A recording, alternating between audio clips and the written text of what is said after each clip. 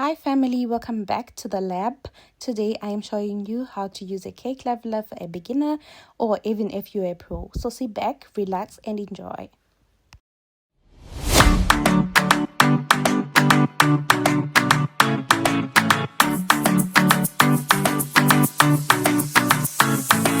So let's get into it. Most of you have seen a cake leveler and just don't know how you can use it. So what I have here is a cake leveler, and it has got different parts and it has got notches. This is what you see. So you can always adjust it to your liking. So if you put on the first notch, let me just show you a little bit closer. I just put on the first notch.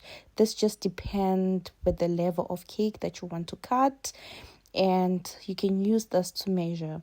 So the wire in the middle is the blade, what you're gonna use to cut. So I'm just measuring, okay, is this length of my cake enough for me? And then I'll come back and adjust it as well.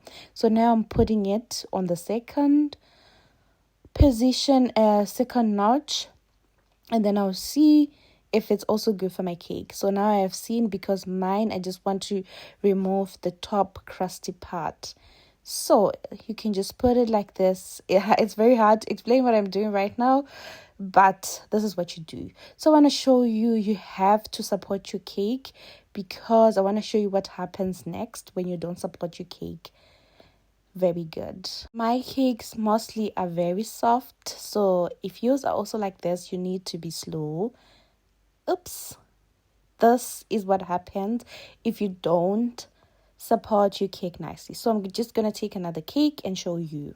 Just a short break. Please subscribe to my YouTube channel. I'm begging you, please. Now, I love you.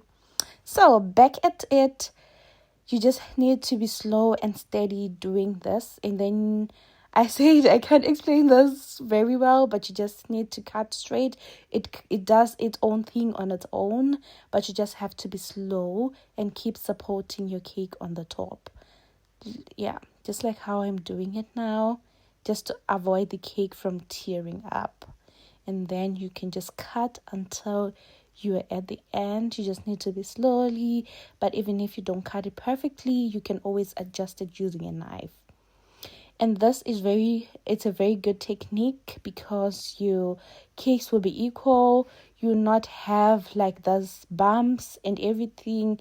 Just like now, I don't need the top part in my cake.